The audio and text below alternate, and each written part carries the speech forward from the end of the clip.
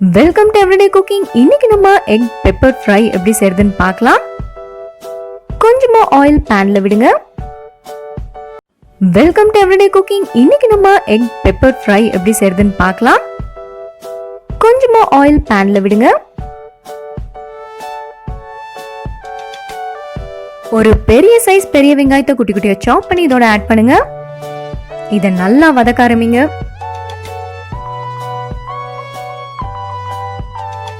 இதோட நம்ம தேவையான அளவு உப்பு ஆட் பண்ணிக்கலாம். வெங்காயம் நல்லா கலர் சேஞ்ச் ஆகிற வரைக்கும் வதக்கிட்டே வாங்க.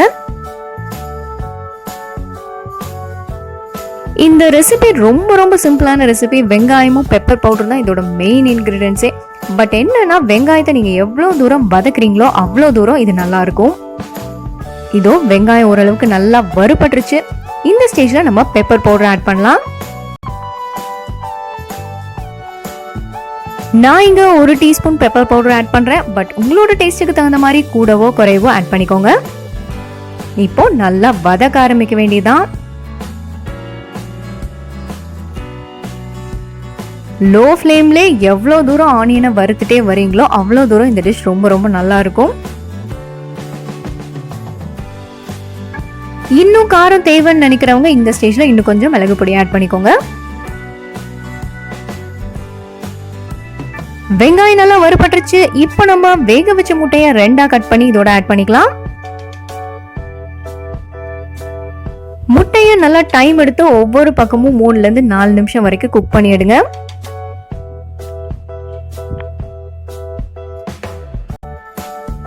மசாலா அதிகம் ஆட் பண்ணலைனாலும் மிளகு வெங்காயம் முட்டை காம்பினேஷன் ரொம்பவே நல்லா இருக்கும்.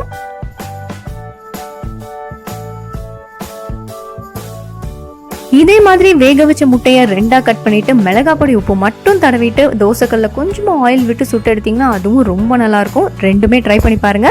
இதோ நம்ம முட்டை மிளகு ஃப்ரை சூப்பரா ரெடி ஆயிடுச்சு. வேற ஒரு குயிக்கா ஏதாவது சப்பாத்திக்கு தொட்டுக்க செய்யணும்னு நினைச்சீங்கன்னா இது உங்களுக்கு தான் எக் புர்ஜி. எக் புர்ஜிங்கிறது வேற ஒன்றும் இல்லைங்க, வெங்காயம் தக்காளி போட்டு வதக்குன முட்டை மசாலா. இப்போ பேன்ல கொஞ்சமா ஆயில் விட்டு வெங்காயம் ஆட் பண்ணியிருக்கோம். 1 கப் அளவுக்கு வெங்காயம், அதாவது ஒரு பெரிய சைஸ் பெரிய வெங்காயம் கரெக்டா இருக்கும். இதை நல்லா வதக்கிக்கோங்க. இதோட இப்போ தக்காளி ஆட் பண்ணிடலாம். 2 பெரிய சைஸ் தக்காளி குட்டி குட்டியா சாப் பண்ணது.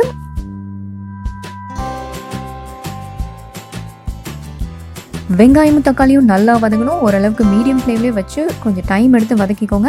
அடுத்ததான் நம்ம மசாலாலாம் சேர்த்தலாம். 1/2 டீஸ்பூன் மஞ்சள் தூள், 1 டீஸ்பூன் மிளகாய் தூள் அண்ட் தேவையான அளவு உப்பு.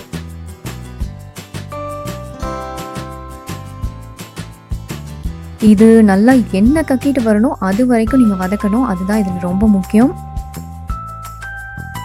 இங்க நல்லா எண்ணெய் கக்கிட்டு வந்துருச்சு. ஸோ முட்டை ஆட் பண்ணிடலாம். 3 முட்டை நான் ஆட் பண்ண போறேன்.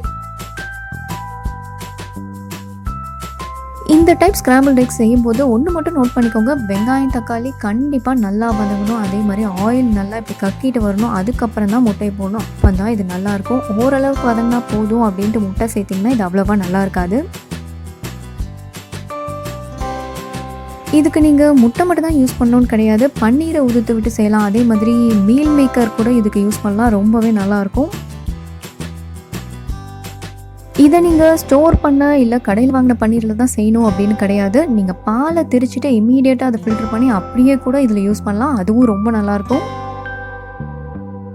இதோ முட்டை நல்லா ஸ்கிராம்பிள் ஆயிடுச்சு. இது சப்பாத்திக்கு ரொம்ப நல்லாயிருக்கும். கண்டிப்பாக ட்ரை பண்ணுங்கள். வேறொரு இன்ட்ரெஸ்டிங்கான ரெசிபியோடு உங்களை சந்திக்கிறோம். மறக்காம எங்கள் சேனலுக்கு சப்ஸ்கிரைப் பண்ணுங்கள்.